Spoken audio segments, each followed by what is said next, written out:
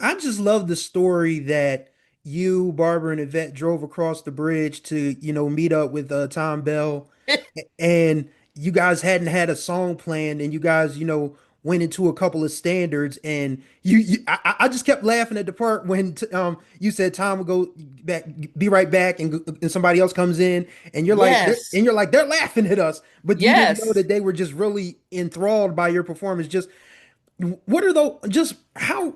Just talk me through when Huff, said, you guys want to sing on a session. Do you guys want to, be in the music business? Just how did that sound to you as an 18, 19-year-old girl at that point in time in your life? I was still 18 and it sounded and felt to me like the sun came out. Like the that heavenly choir that oh, Yeah. Hmm. it it was like because I had gone through so much when Barbara and Yvette first met each other. We had that 3 hour dinner meeting, and I thought everything was fine. I thought everything was wonderful.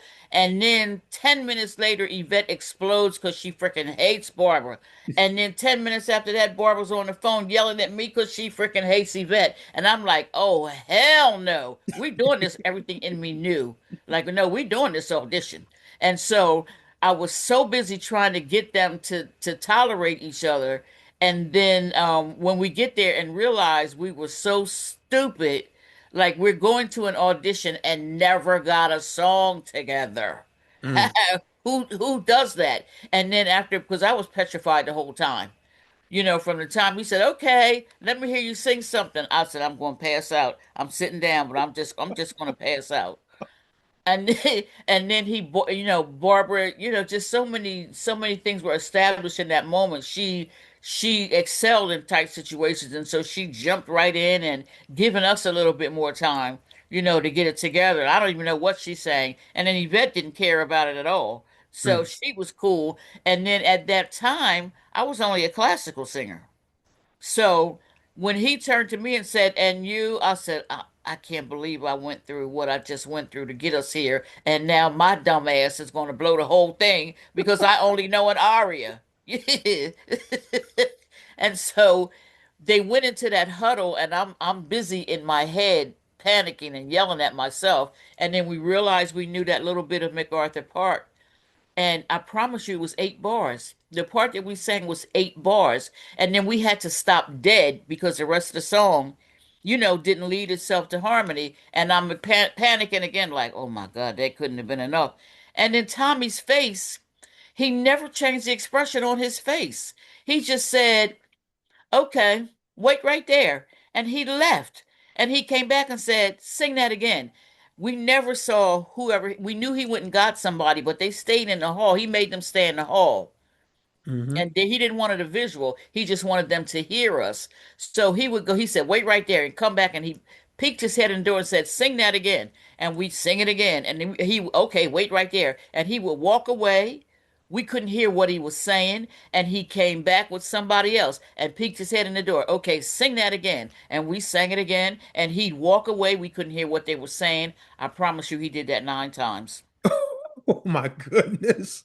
Before and that was before, he had brought Huff to you guys. And I didn't know who Huff was. And we were actually, when Huff was the last one, and we were actually putting our coats on to leave because after the eighth time, I said, "They laughing at us. We just making fools of ourselves. Ain't nothing going to happen here." That's the only reason we saw Huff, because we had opened the door and were walking out Mm. when when Tommy came back with Huff, and he said, "Sing that again." And we were like,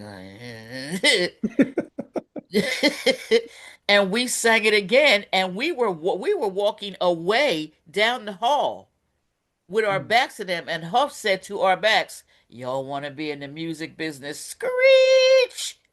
I said, "Oh." Barbara and I were like, "Yes, yes." And Yvette was so mad. She she was so mad.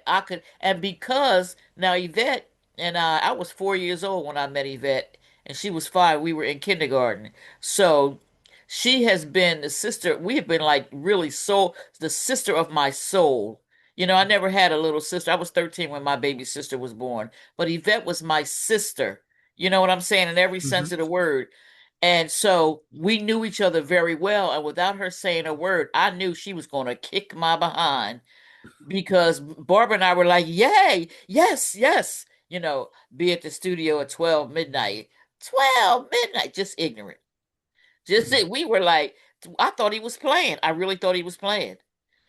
12 midnight, who does anything at 12? And Huff is very low key, very one note. He didn't shrug, he didn't change his face. He said, "You want to be in the business, get used to the hours. You're gonna be there or not."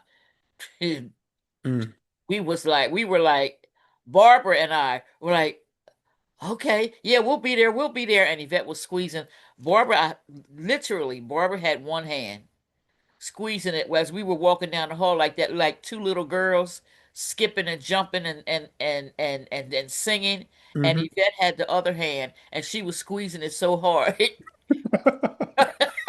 from anger. I thought she was going to break my hand.